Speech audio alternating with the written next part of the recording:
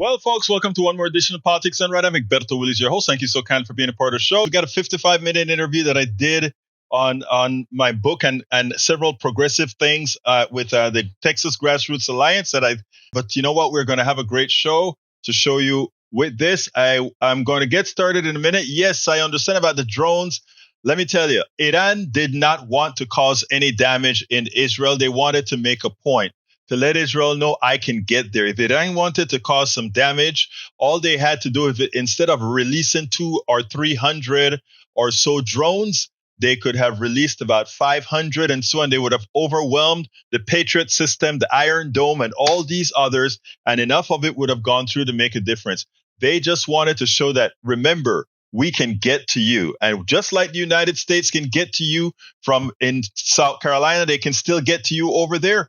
We can get to you, Israel. So you may come with your bombs, you may take out some of our assets, but we can get to you. Is that what you really want? Do you really want to escalate? Because again, it's not about who has the baddest power.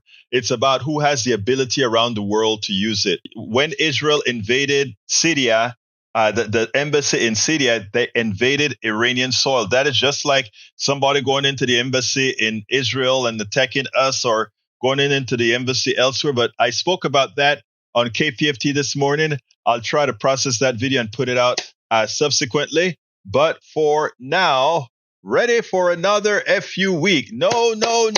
It's ready for us to move forward.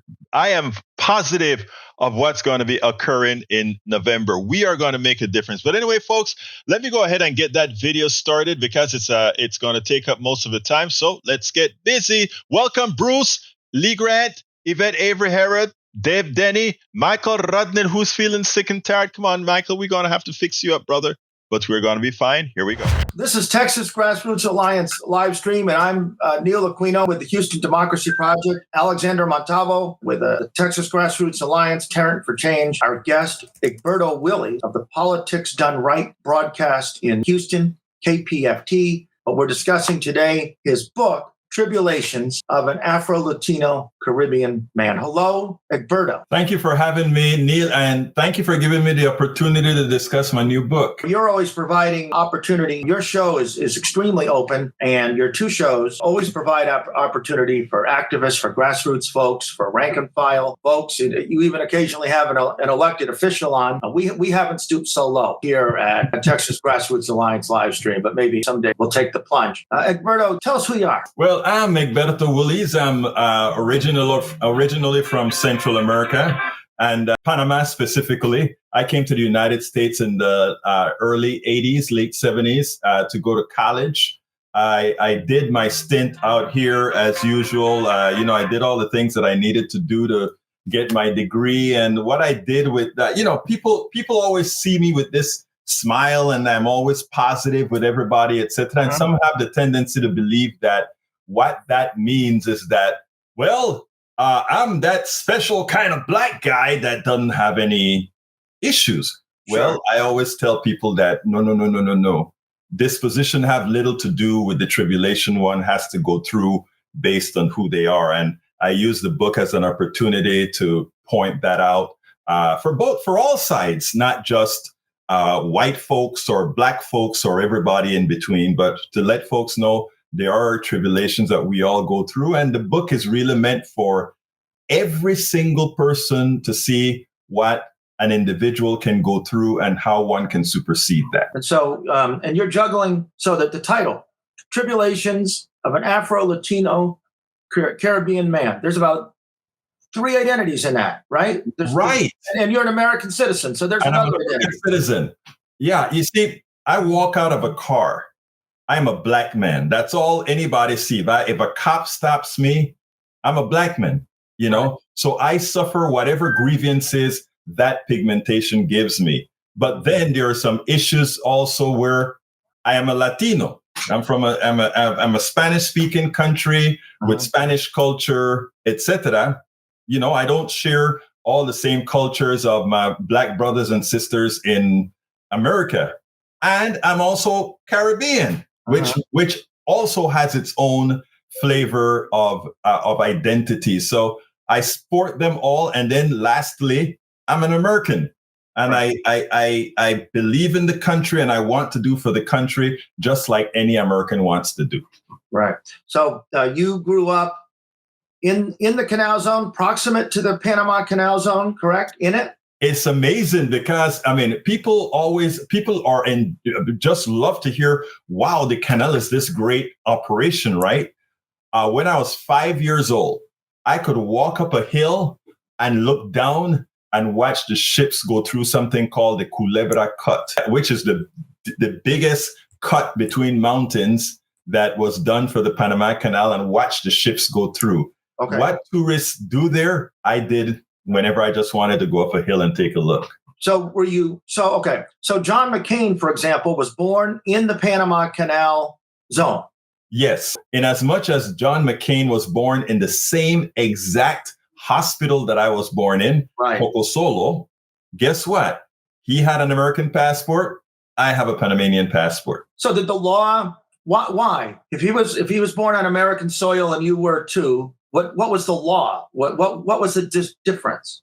The Canal Zone wasn't American territory. It was leased to the Americans, just like they lease bases in Japan, or lease land in France and all these other places where we have bases.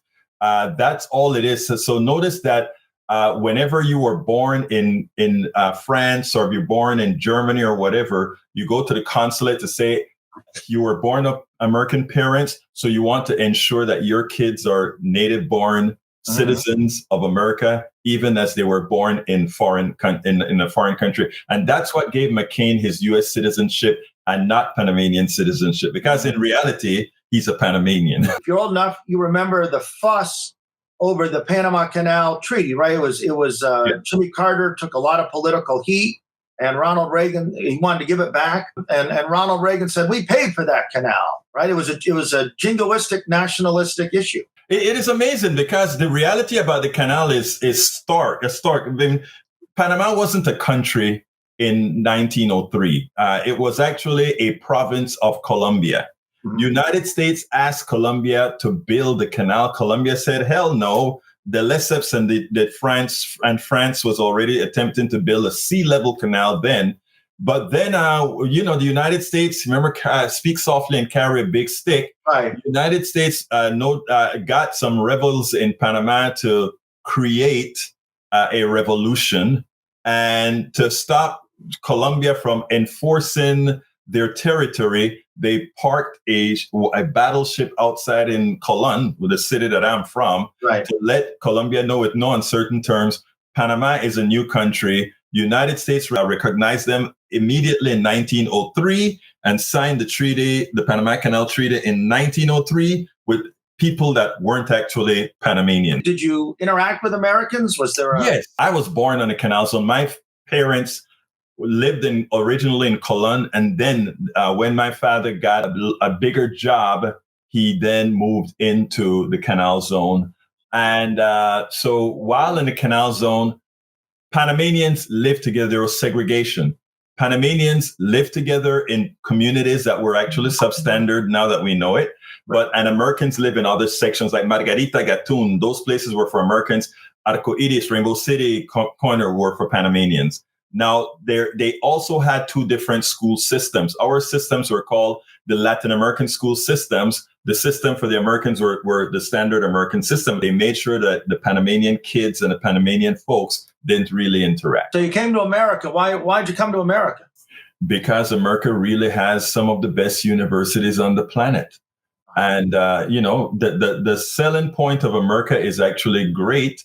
And again, the universities are great. And what most Panamanians that went to the Canal Zone, the next place that they usually come to is the United States for an education. If they don't go to the Panamanian universities and decided they want to sort of expand their horizons, a few would also go to Brazil or Spain, but most actually came and went to the United States, because again, the United States has a great college education system that has always been very well funded. Not so much as now, but has always been very well funded. So you went to UT, you went to University of Texas, Austin. Yes, interestingly, I came here on a music scholarship to be an engineer. Okay. So my professor on the Canal Zone had a good friend who ran the band at Blinn College. So that director gave me a scholarship to play the tuba and the bass guitar in Blinn, but I couldn't take, I always knew my horizons were, I wanted to go somewhere else. So after being 1 year at Blinn, I applied to A&M, UT, got into both and decided to go to UT. How do you get started with the tuba? Why'd you play the tuba? Back in high school, I was our band had one tuba player, and I was a big guy, and I played the tuba, and we marched with the tuba. We did everything. So I started out playing that in high school. As a lover of the band program and being a former band student, there's a known knowledge that you always respect the tuba players. There's something about tuba players that are the coolest. They carry the heaviest instrument. Yes. And so it tells you a lot about a tuba player because they are high quality folks. I love Alex, man. You the tubas, that's right. Right. Oh, is there tuba solos? Is there music specifically written for tubas? Yeah. And in fact, if you listen to a whole lot of Mexican music, you have the Mexican music that usually has a good starring tuba line, and doom, doom, doom, doom, doom, doom. Yeah. Yeah, definitely. I wish I remember the name. There's a New Orleans-based brass band that plays a lot of tubas, and they do a hell of a cover of Joy Division's "Love Will Tear Us Apart" with tuba. It's just great. I got a quick question, Egberto. I wanted to ask Egberto something.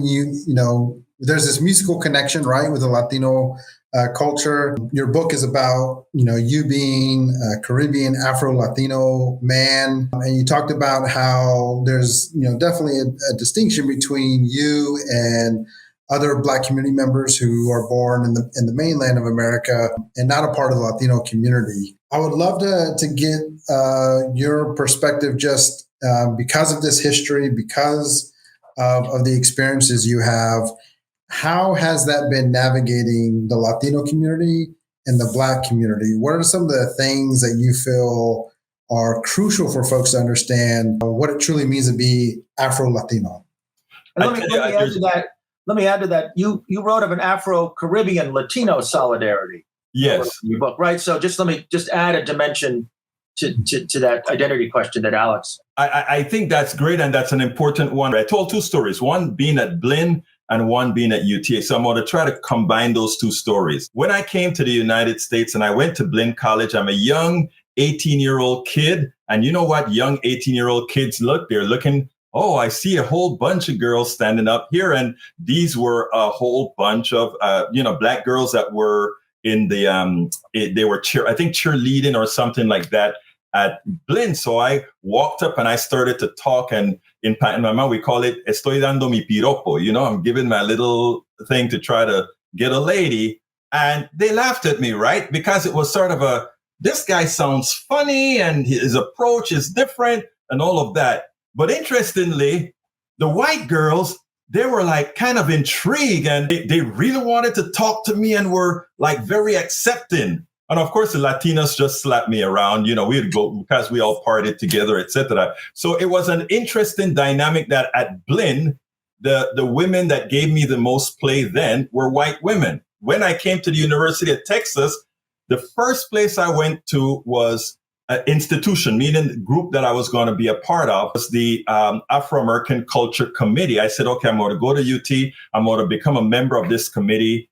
And one of the things that happened then was, it was during the Martin Luther King times. And after we all started talking, I said, hey, but I'm kind of a Malcolm X guy. I believe in not asking for your liberty, but taking your liberty, right? Taking your freedom. It didn't go over too well in that room that I said something that they took as a slight on Martin Luther King, which it wasn't. It was just saying a different tactics. Mm-hmm. And they really got into me, and they were like, you ain't one of us anyway. You're a damn import. That stuck to me like, you know what? You're an import and you are not from here and you don't get it. That was the first time I got a chance to interact with my Black brethren in America, and as a Black Latino to come out and then say, let me remind everybody that when the ship came from Africa on that slave trade, it stopped in Brazil, which had a whole lot of Black folks speaking Portuguese then.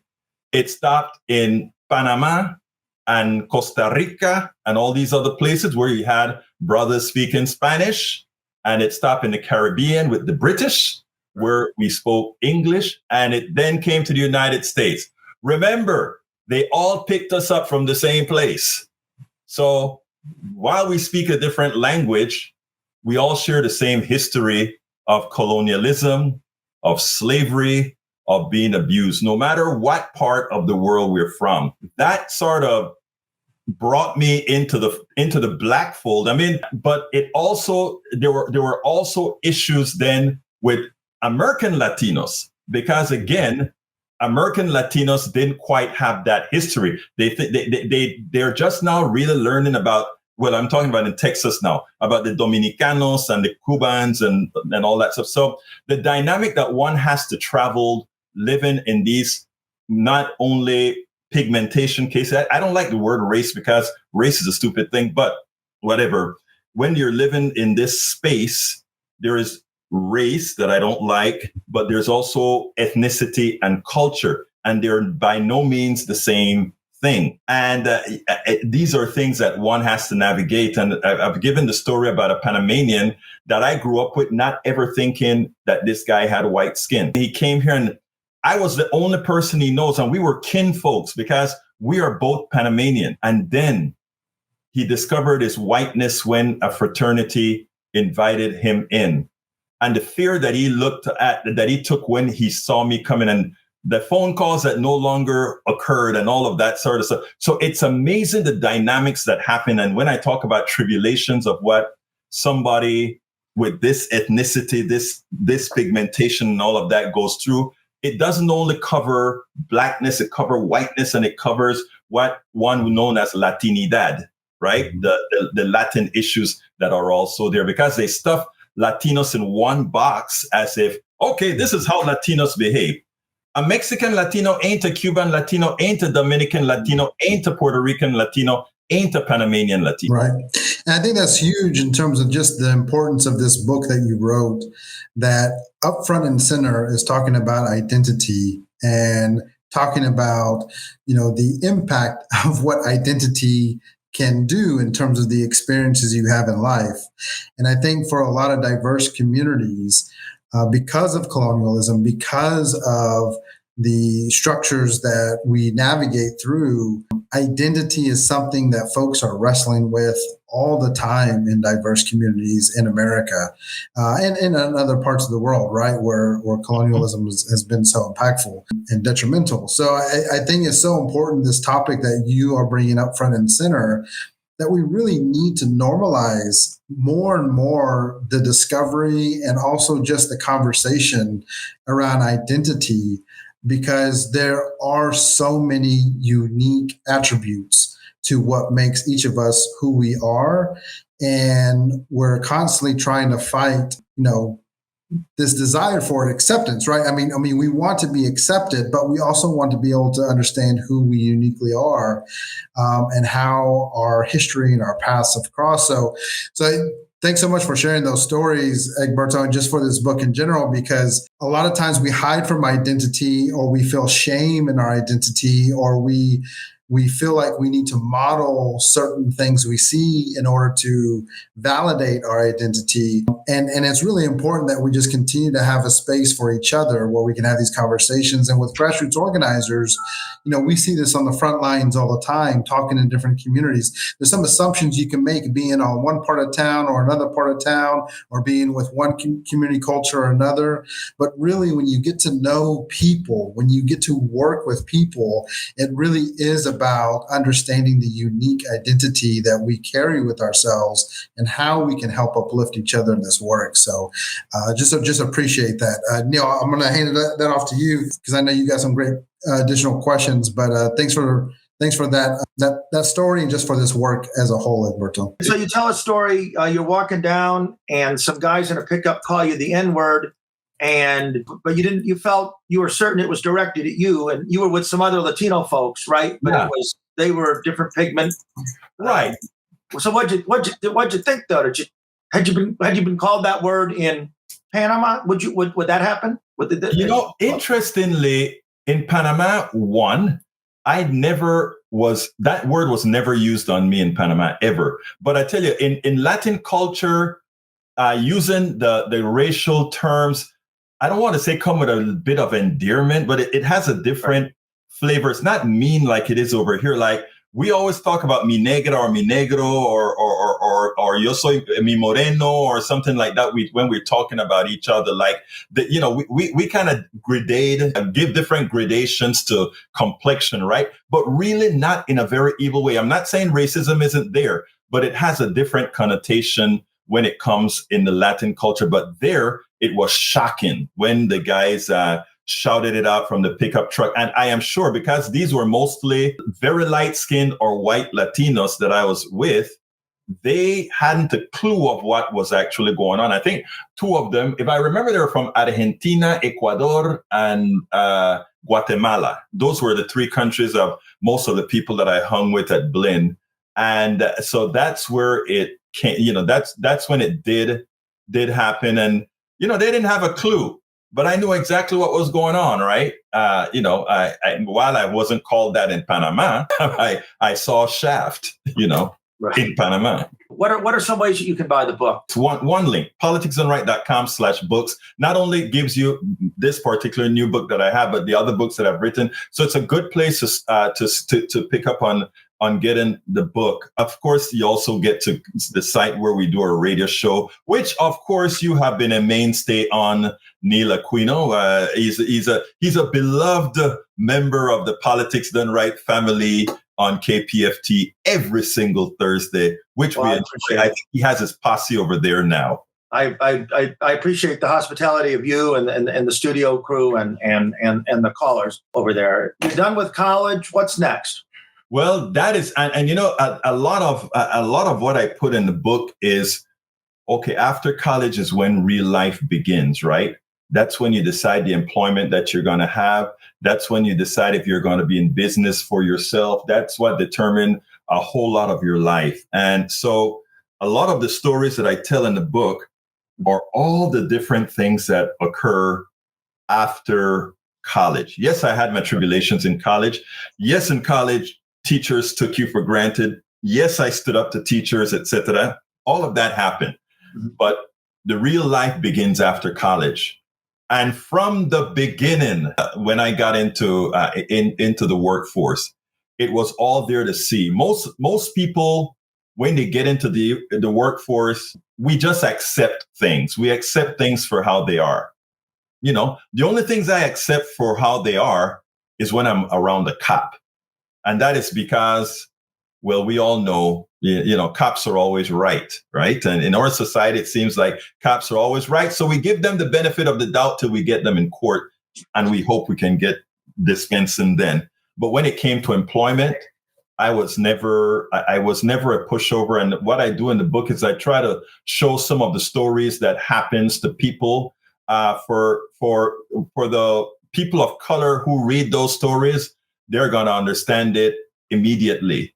For my white brothers and sisters who read the story, some of that stories, they're going to say, God, I saw that, but it didn't even ring a bell. And I think that's in your last chapter. You wrote this book for two separate audiences, right? You just delineated that, right? So what are you dig a little deeper into that? What are you hoping that the disparate audiences will get? And then are there things in the book that you hope both audiences will equally conceive? Yeah, well, you notice I said two audiences, really, a people of color audience and a white people audience. And let me tackle the people of color. Like I said, they're going to read the book. And for the ones that are not, that haven't bought into the fallacies of America, that's a great melting pot already, they will get it. Now, for my white brothers and sisters, this is the kind of stuff that I want to reach at. Right now, there's an anti-DEI movement, as if we don't need that. It's reverse racism, etc. Because many really don't see that racism and prejudice and lack of opportunity has taken a different form. Mm-hmm. And what I've shown, I think, in the book, with all the things that have happened with me in business, employment, and just existence, a lot of things that people won't see on the outside, they'll see, oh, I can see why that is needed. Let me give a perfect example. When I'm not going to give the NASA example right away, but let's just talk about me being in business. When I decided to go in business, I had a successful business. I just didn't have cash or capital.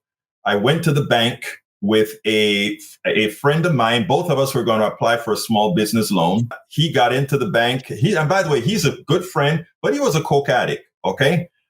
This white guy. And he went into the bank and they made him fill out paperwork, etc. It was easy for him to get the small business loan. I went into the bank. The guy said, "You had any collateral?" No. He said, "Don't even bother filling out the application." So right then and there, I formed my company on credit card debt, 18, 20, 25% interest rate. He formed his company on 6% interest rate. Somebody can say, well, you got the loan. He didn't, no big deal. But he got a privilege that I didn't. He could build his business on 6%. I built mine on 18 to 25% credit card debt, right? Mm-hmm. So what I try to explain in the book is that that kind of stuff happens. And when we talk about DEI and the reason we have to have some sort of equity is when you see things like that happen, it actually affects your ultimate success, or your success is degraded, not based on your abilities, but your success is degraded based on your ethnicity, your complexion, who you are. At NASA, this one, another quick example. At NASA, you worked at NASA. Yes, I did. What were you doing? I was a senior programmer analyst and a senior research engineer. Mm-hmm. And interestingly, I told several of the stories in there relative to NASA, but the one that always got to me, and this one is people think it's simple, but it is inherent to how people are treated, right? I am at the place, and I have my cubicle. John Day has her cubicle at the window, and I never thought anything of it. But when she quit, I go into my boss's office and I said, "Hey, anybody had dibs on her office yet?" Which was at the window. And he said, and this was in Clear Lake, no. So I said, okay, I am making the first dibs for that office. I want to move my office to her office now that she's gone. He turns around and he looks straight at me and he said, "Oh, I'm sorry, Egberto, that the window offices are relegated to seniors." Well, guess what? Senior staffers. Yes. Yeah. I was a senior, not knowing that I had the worst cubicle even as a senior, and the seniors there that were white had window seats and cubicles. Mm-hmm. And I didn't have a clue. So he just came out and blurted that out. And I smiled and I said, "Oh, I'm a senior." And he got red face and he stopped it. "Oh, I don't." And I stopped him and I said, "I don't know what you're gonna do." And I walked out of his office.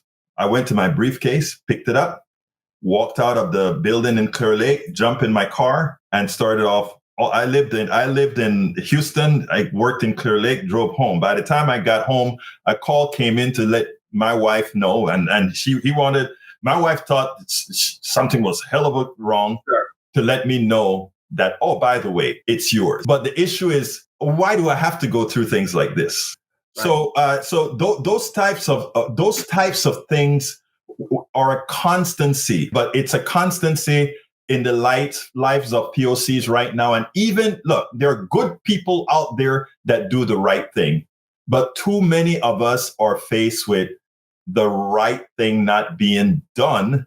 And in that process, most people just acquiesce to it. They're quiet about it. It's something that I was never quiet about. I would do things at the risk of losing my job, including there was a time when all the Black and Latino folks would meet up at my cubicle and we'll be shooting the bull and all that kind of stuff. We had Africans, we had Latinos from just about every country. We'll just talk and we'll have these types of conversations, And I remember my boss coming down to the aisle and he had his cigar what the hell are you running here, Egberto? The damn NAACP? You know, it is the things that you have to go through in these systems, and nobody talks about it because, well, you talk about it, you know, what's going to happen. I was one of those crazies that I think I was too crazy for the 5 years I worked in corporate America. I think I was a bit too crazy to get fired because they didn't know what it meant. You know, they really didn't know what it meant. Yeah. And I think it's important for folks to not only hear that kind of experience, Egberto, that this is a reality for so many people of color, but that white supremacy exists everywhere that we go. This myth, the destructive myth of white supremacy exists. And you're in a place, you know, that's NASA, right? That people would think they're here to do the greatest things together. You know, the best minds, the best ideas are going to win here. And yet we see the destructive myth of white supremacy. And I think it's important for folks to know, for grassroots organizers, this destructive myth also exists. And so when people are doing grassroots organizing, especially within a progressive, you know, with a progressive perspective or the progressive outcome that's being desired, which, you know, the best way to, I think for myself, this is the way I define progressive, is we want systemic change. There is systemic change that's needed in order for us to have the changes for community members, you know, that can be over a spectrum of issues. But that when we're fighting for these things and when we're organizing for things, that destructive myth of white supremacy even exists there. It even exists in progressive spaces. So that just like the workers of NASA, who are people of color, who, you know, you saw will just kind of, you know, stay silent about it, you know, modify their behavior or make some adjustments. We see that happening in grassroots organizing as well.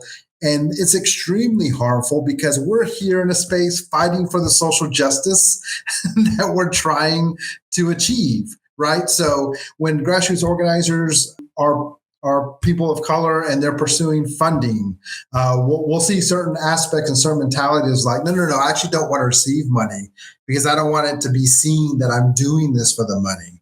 And if you're in grassroots organizing, you know, there is not the money we are doing this for. We are doing this for the betterment of our communities, but that we should feel comfortable getting compensated for labor. We should be comfortable challenging the status quo. And we see that destructive myth of white supremacy existing within this important work that we're doing, as you saw in your workplace, as I've seen in my previous workplaces. And it's so important for people to understand that I think when it comes to even like the political party space, why so many folks struggle to stay in that space or navigate it is because they are sidelining diverse voices in a number of ways that continues to have them put in a place where they're not getting the results that they want. They're not getting outcomes that they want.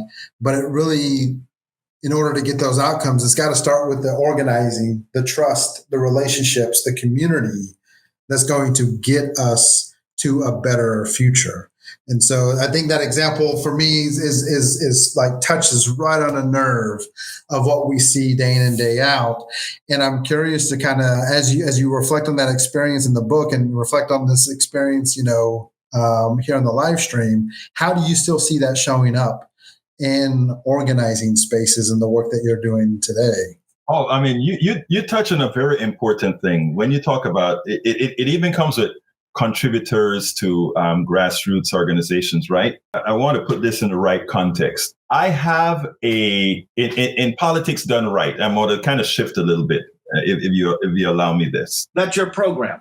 Yeah, that's my program, Politics Done Right, and it is well designed. It is connected using social media networks, and it's a complete turnkey thing, right? And the truth of the matter is I'd love to expand that because as I told the group yesterday, we should have the mainstream media is not for us progressives because we don't fit the neoliberal profile. So it is something I would love to replicate by the hundreds. I'll have a lot of folks doing these things, and then we get that intersectionality of different folks doing it. Love to do that. Right. But all of that takes funding, right? And I find it interesting that people that don't have that entire picture, and by the way, when I talk about having the picture, I'm not only talking about having the picture of what I'd like to do, but having the picture of what I am doing. So it's actually effected already. The procedures is there. The interactions are already there. I have a small group of people that believe in what we're doing and do some support, but it doesn't near cover everything. And based on what I know, people always talk about progressives being the way progressives are. We believe in inclusiveness and that sort of a thing. Sure. You would not imagine what percentage of my supporters are actually on the conservative domain as opposed to the progressive domain. And I see so many progressives out there, and I don't want to disparage this, but I want to say it in a form that says that, they do here and there stuff and they get easily funded, right? But somebody like my complete turnkey system fight like hell to first get respected, and second, trusted that they feel you deserve to have this. I hate to put it that way, but again, like I said, I keep the smile on. I don't lose the hope, but I do understand that much of the tribulations that I have, even in the activist world, isn't a conservative thing. It's an ethnicity thing. Mm-hmm. It's a POC thing. That if somebody had this type of operation, nobody would think twice in saying, wow, this is something we can build on. Mm-hmm. Because you've shown that with one person, you can have all these permutations going. Imagine if we could duplicate that. If it were done in another embodiment, I am very sure that it would be very well funded. But again, Tribulations of an Afro-Latino Caribbean man, and the most important part, racism didn't stop my smile, hope, or journey forward. I'll continue the activism. I'll continue pushing the message. I'll continue making sure that we lift people up. We have great people like Neil Aquino and yourself doing the work and understanding the concepts and trying to push the concepts. And that's what we got to keep doing, irrespective of all the things. But one of the things I hope to do with this book is to let people see, look, when these things occur, first of all, for those who are doing it knowingly, hey, we get it. We understand where you're coming from. And with the hope also of enlightening those who don't realize that these things happen. Yeah, I will. Right. I'm glad to say that. And you moved to a neighborhood of Houston called Kingwood. What's Kingwood? Why'd you go there? Is a nice woody community that when I moved here in 97, I think, was pretty damn white. And it's part of Houston. It's just to make sure, it's a part of Houston. It's one of those places where they don't necessarily want you to know that. Right. But it is. It is a part of Houston, and they raised hell when Houston annexed them because they wanted profit from the oil business that is centered in Houston, but they didn't want to be associated with those people. They're a bit too different. They're a bit too, well, you know what. Right. So they raised hell as they were annexed. But remember, there ain't no Kingwood without Houston. Right. There aren't these high salaries of these folks who live in Kingwood if there was no history. You see, those are the things that people don't think about that activists like yourself make people realize. But anyway, so I came to Kingwood, and yes, it was at that time, I mean, it is still a very white community.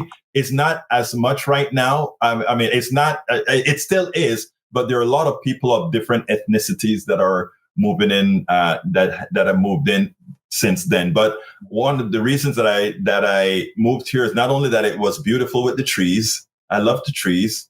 You know, it was kind of green in the summer, like it is in Panama. Not as green, but kind of green. Right.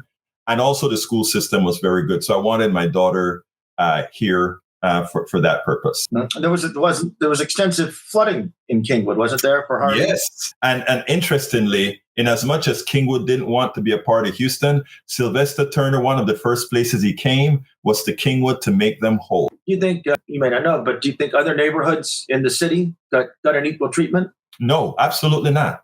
Just the audience, Sylvester Turner, Black Democrat, mayor of Houston at the time. That is where people have to understand ethnic dynamics in cities, and it's complex. It is like, people always talk about integrating the police force, right? They always talk about getting more Black officers on. Do you think I fear a white officer more than I fear a Black officer? Do you think I fear a white officer more than I fear a Latino officer? I fear a Latino and Black officer much worse than I fear a white officer. How come? How comes? Because it's the system. The system, the system tells you that that Black officer and that Latino officer feels more accepted if they can show that they have really given it to those who look like them because they are now a part of the family. It's a dynamic very few understand. But that I've seen. If you have any doubt about that, remember what happened, I think, in Tennessee. The kid that got beat the crap out of in Memphis. Yeah, that's all you have to see as an example. Or if you take a look at every time you see white cops beating up Black bodies or POC bodies, see how many of them actually say, back off a little bit, back off a little bit. Never happens. So we have to understand the dynamics of power. And that is what few understand. Chapter 19 of your book, the intersectionality of police, justice, and people of color, right? So this is something you've consistently talked about, and you have talked about encounters that you've had pulled over. Yes. In fact, I spoke about that encounter when this white officer pulled me over, and I'm very respectful to officers, period. I mean, they have the gun and they have the DA generally on their side. So I understand the power dynamics. So I'm always respectful of I make sure and let them see my hands. And I spoke to this guy. This guy was smirking because he saw how careful I was. He had no fear of me whatsoever. This was in Houston. This was near the studio, right? This was near KPFT. In the Houston neighborhood, inner loop neighborhood. And I really got stopped just for who I was. And I understood that. And he gave me some ridiculous reason that he was stopping me, but I knew it was really to check me out. And that's fine. So he stopped me to check me out. And, I was respectful to him. And he was very, very respectful to me. And for me, it was shocking. So I drove off. And then I drove back in, maybe a stupid thing to do, but I did. And I said, hey, can I get a picture with you? Because I was so really taken aback that this officer was nice to me. I took a picture with him. I went to the studio. I talked about it. I wrote a blog about it. The guy got a community commendation after the blog came out and went viral. And, the sergeant called me up, wanted, all this kind of stuff, because here it was. I gave this white cop a good kudos for treating me like a human being. When I talked about that at KPFT, liberals wanted to have my ass. That was my next question. Yeah. How'd that go over? Yeah. Go ahead, ask it. And I asked it. You were answering it. Go, keep going. Yeah. They hated me for actually giving a commendation, giving a good works to the cop who then got a commendation. He said they should have, that's their behavior that they should have in the first place. And my liberal friends, I like calling progressive, my progressive friends were right. But like I put in a subsequent blog, I said, look, just maybe if we start commending these guys for doing their job, we will save a few bodies, because they will get to see how it feels to be treated well, when they do well, to get treated well. And when they do badly, to get treated badly. And well, ask this, and Alex, seems like you might have a question. You make a point on the show to treat on KPFT, the 6 o'clock broadcast, Politics Done Right, KPFT 90.1 FM, Houston, Texas, and to treat conservative callers well. You have a continuous stream of conservative callers, so obviously they feel welcome.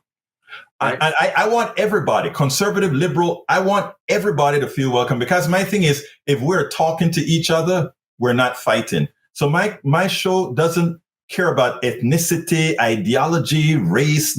None of that matters. Everybody, I always say, you're all my friends, right? No kidding. And I don't mean that. For me, that is not it. For me, it's real.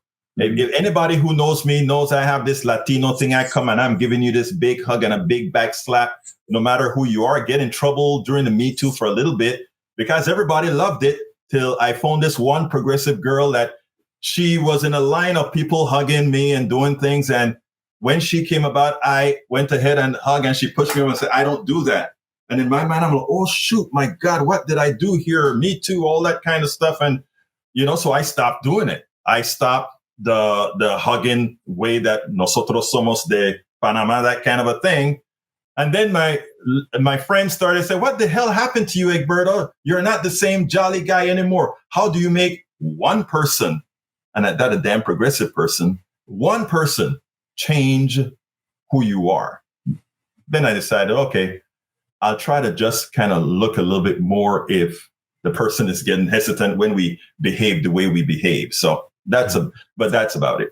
Alex, what do you got? Yeah, I think this topic between the interaction with officers and talking about the distinction between, different officers, whether white, black, Latino, and then also just this interaction just continues to highlight for folks the just absolute complexity of navigating the world as person of color, but also all of the identity and ethnicity and cultural impacts around what develops behavior and what develops our approach, develops our thinking. And we really limit ourselves when we try to get a groupthink approach implemented around any issue or around any interaction, because it's actually through our diverse interaction, our diverse ideas, our diverse backgrounds, and how we're,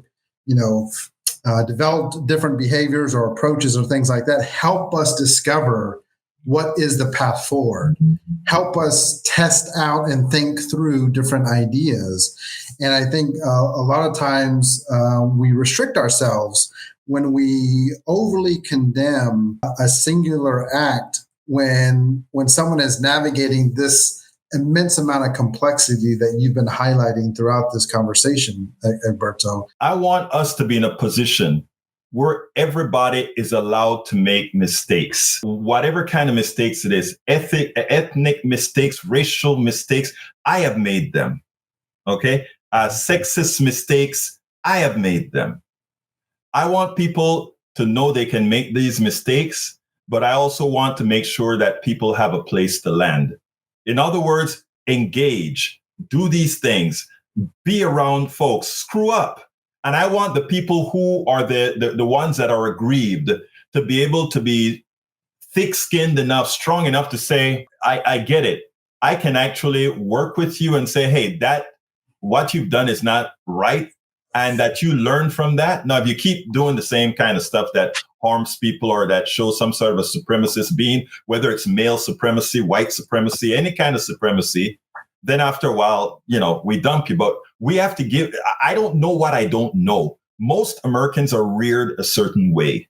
You can't ask folks that's been reared under the cancer that was created since the inception of this country to know everything.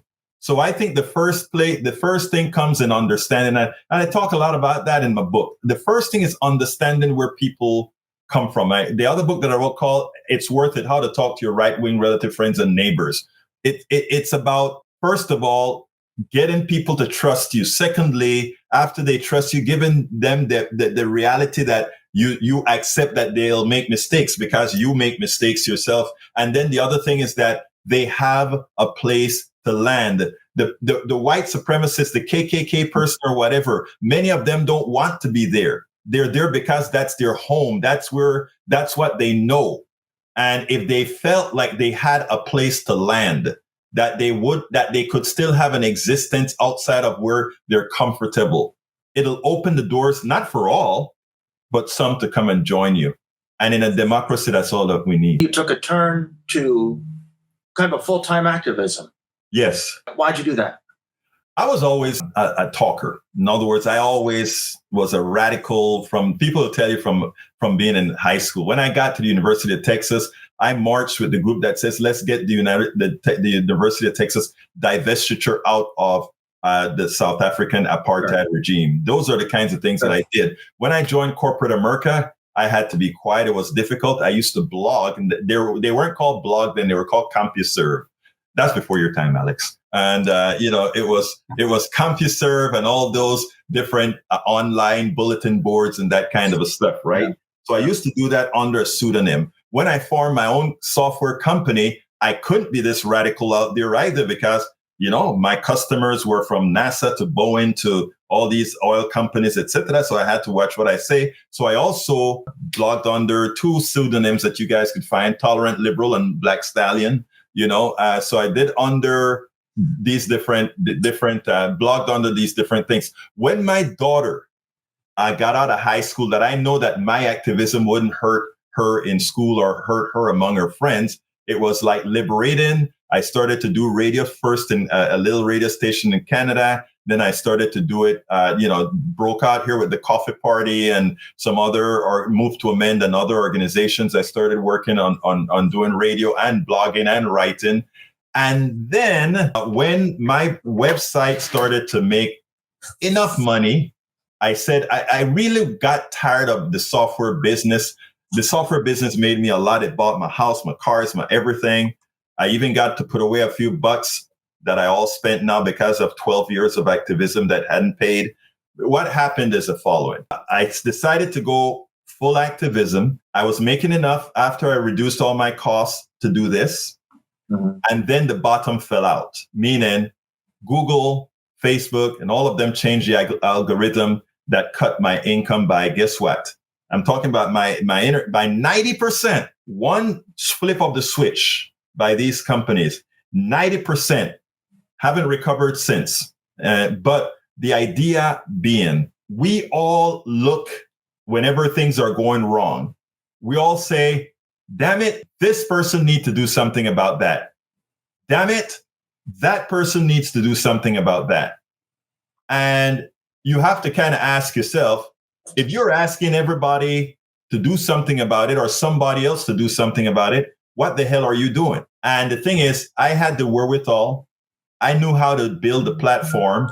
I knew how to do all these things to make money elsewhere. Maybe I could do this to create a better America. Not me alone. I'm trying to be facetious, but being one of the small grains of sand that actually can do it, right?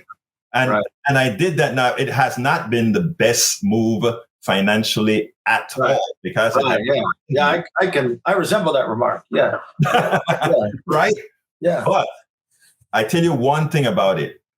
You are making a difference. Like you, Neil, making a difference.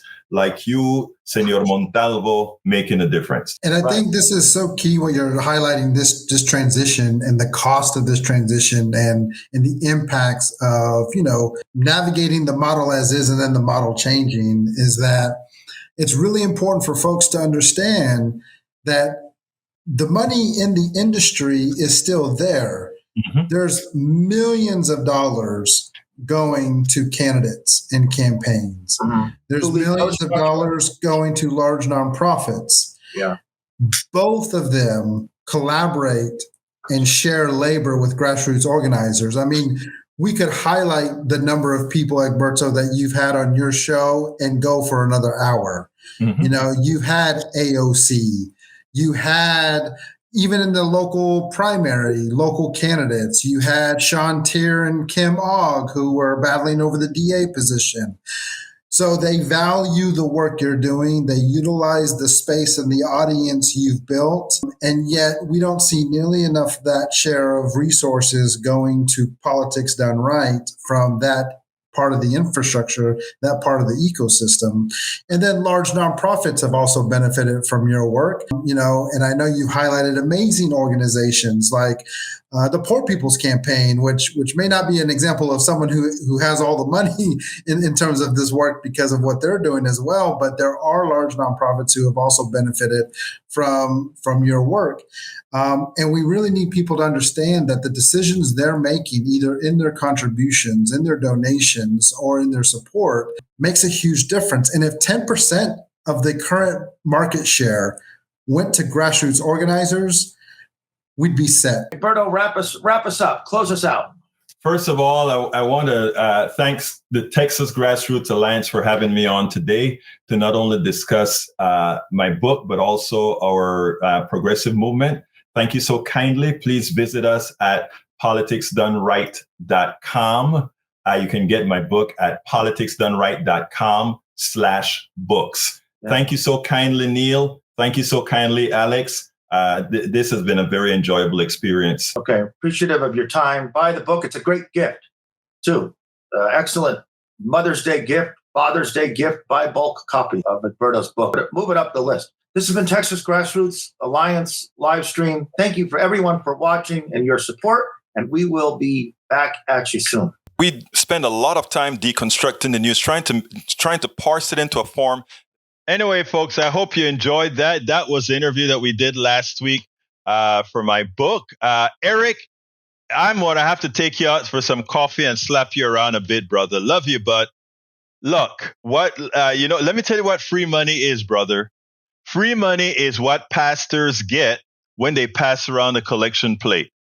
Free money is what Elon Musk gets when he gets free money from our government to build things that don't necessarily work. Free money, that if you really want to know what free money is, now that those two guys that you see out there, they're on the road. They're trying to help people move up, right? They're trying to help people move up. And, they should be paid as well, for doing the job. I'm sorry. That's how it works, right? That's how it works. I want to get, the difference is the following, my brother. When you want to buy certain things, you are forced to pay, right? Right here, I'm doing a service as far as, making people aware of things, activism by showing people how to get involved politically, etc. But we don't say we charge you for this. We say, if you want to help us do this kind of work to make our democracy better, invest in doing the work to make democracy get better. And you said everything costs money, and Tesla losing 10% of their jobs. And that is because El Señor, Mr. Elon Musk, instead of concentrating on his car business, he have his mind on a whole lot of other things. Notice, I left my software company so that I could concentrate on doing one thing. You can't do a whole million things at the same time and think you can be good at any. Elon Musk is a lousy businessman. I know he makes billions. Some people have the silver spoon in their mouth. Some people have all the privileges that many others don't. But it's not come across that way. SpaceX is not important. SpaceX is not important at all. Everything that SpaceX did, we did with a computer that's cheaper than this phone, that is less powerful than this phone. SpaceX is, I know it is interesting to go ahead and look at SpaceX like a great addition. Now, Starlight is an important concept, not designed by Elon Musk. So let me just let you know the technology that goes into moving all this data around, not Elon Musk is doing. He doesn't understand those concepts, but Starlight is important. You're absolutely right about that. Anyway, folks, please support the program. How can you support the program? Please become a patron. politicsandright.com/Patreon. politicsandright.com/Patreon, spelled Patreon. Patreon, spelled Patreon. Please consider becoming a patron of the program. You can also go to politicsandright.com/support for all the different ways in which you can support the program. Most importantly, I would like to ask all of you to become a paid subscribers of our newsletter at politicsandright.com/newsletter. politicsandright.com/newsletter. You'll be helping us promote the messages and talk, etc., etc., etc. Lee Grant says Starlink is a satellite internet constellation operated by Starlink, a wholly owned subsidiary of the American aerospace company SpaceX, providing coverage to over 70 countries. A very good system, an important system. You're right about that. We'll talk about that some other time. Please support us at politicsandright.com/newsletter. And lastly, but not least, please consider getting the book we just spoke about, and it's called Tribulations of an Afro-Latino Caribbean Man. And I guarantee you it's a read you will enjoy. And how can you get that book? Just visit our bookstore at politicsandright.com/books. My name is Egberto Willies. And how do I end this program? We are what? Out! We